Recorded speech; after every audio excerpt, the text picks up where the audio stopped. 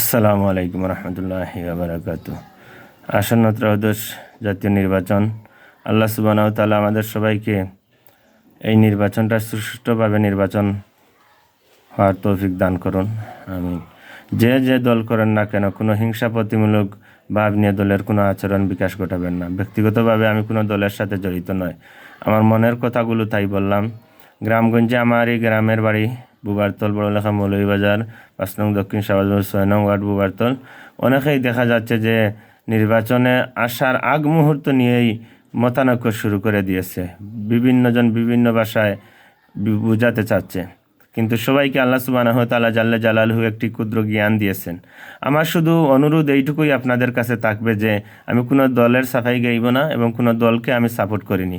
আমার মনের মতো কোনো দল বাংলাদেশে নেই। একমাত্র শহীদ প্রেসিডেন্ট জিয়াউর রহমান সাহেবের নেতৃত্বাধীনকালে, তখন তো আমার জন্মই হয়নি, কিন্তু ওনার ইতিহাস, ওনার ঘোষণাগুলো অনেকগুলো আমি নেটে দেখেছি। ওনার অনেক ইতিহাসগুলো আমি নিয়ে বিবেচনা করে স্টাডিজ করে দেখেছি যে প্রকৃত একজন প্রেসিডেন্ট, বাংলাদেশের বুকে গর্ব নিয়ে মাথা উঁচু করে দাঁড়ানোর মতো শক্তি শহীদ প্রেসিডেন্ট জিয়াউর রহমান সাহেবের ছিল।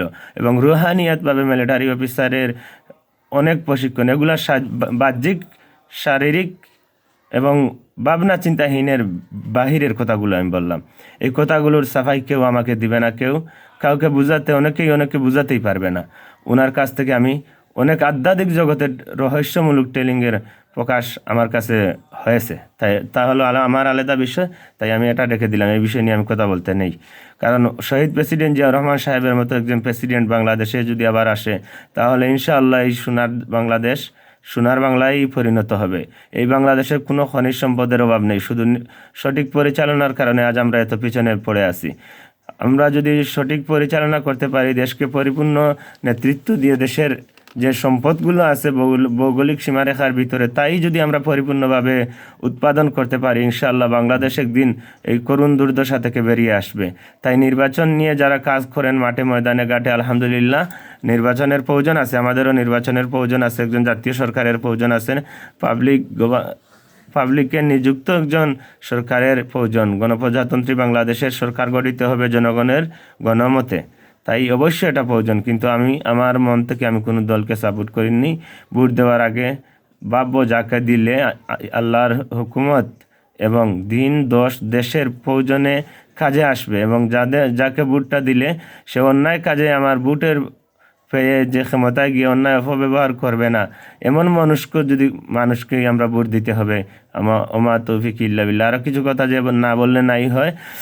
তাই কে জয়ী হয়ে কে কি করবে তা তো বলা একমাত্র আল্লাহ সুবহানাহু ওয়া তাআলাই ভালোই জানেন।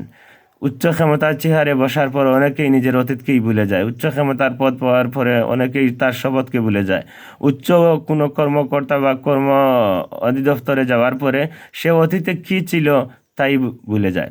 কিন্তু আমি একজন কৃষকের ছেলে, যতটুকু করেছি আমার বাবা মার দোয়ার কারণেই ততটুকু আমি করতে পেরেছি। আজ শেষ কথাটুকু হলো যে আমরা যার দ্বারা দেশের জনগণের, দেশের ভৌগোলিক সীমারেখা এবং দেশের অর্থনীতি, দেশের শিক্ষা খাত, দেশের চিকিৎসা খাত, বিশেষ করে একটি খাত নিয়ে আমার বেশি উদ্বিগ্ন, বিবেকের মাঝে প্রশ্ন জাগে। এতটি সেক্টর ব্যবসার থাকার পরেও আমরা চিকিৎসা খাতটাকে ব্যবসায় পরিণত করে ফেলেছি।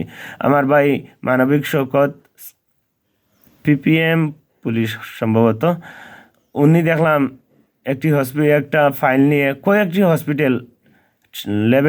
হসপিটালে একজন রুগীকে পরীক্ষা করানোর জন্য কয়েকটি ল্যাবেটে গিয়েছেন, ন্যাশনাল ডায়াগনস্টিক সেন্টারে গিয়েছেন। এক এক জায়গায় এক এক রেট বলছে। এটা কি মাছ বাজার? উনিও বলেছিলেন এটা কি মাছ বাজার যে দরদাম করে করতে হবে? মাননীয় প্রধান উপদেষ্টা এবং দেশ পরিচালনার দায়িত্ব যারা আছেন, সবাই চিকিৎসা খাতটার দিকে লক্ষ্য রাখান, যে চিকিৎসা খাত যেন ব্যবসায় কেউ পরিণত না করে। চিকিৎসা খাতের সর্বোচ্চ চিকিৎসা আমরা যেন পেতে পারি, সেই ব্যবস্থা আমাদেরকে করে দিবেন। দেশে যদি কেউ বড়লোক হতে চায়, টাকা পয়সাওয়ালা হতে চায়, ব্যবসা খাতের কোনো অভাব নেই। বিভিন্ন ধরনের ব্যবসা আছে। আমি সাধারণ 1500 টাকা দিয়ে ব্যবসা শুরু করে আজ অন্ততপক্ষে 5-7 লাখ টাকার ব্যবসা করতে আসি। পানের ব্যবসা আমি শুরু করেছিলাম প্রথমত 7,000 টাকা দিয়ে, এখন 7-8 লাখ, 10 লাখ, 15 লাখ টাকার ব্যবসা করতে পারছি। তাহলে মানুষ কেন পারবে না? ওদেরকে অনুপ্রেরণা দেখান। আর চিকিৎসা খাতটাকে ব্যবসায় পরিণত না করে সেবায় পরিণত করুন। ওমা তাওফিকি ইল্লা বিল্লাহ, আলাইহি তাওয়াক্কালতু ওয়া ইলাইহি উনীব। আল্লাহ আমাদের সহায় হোক।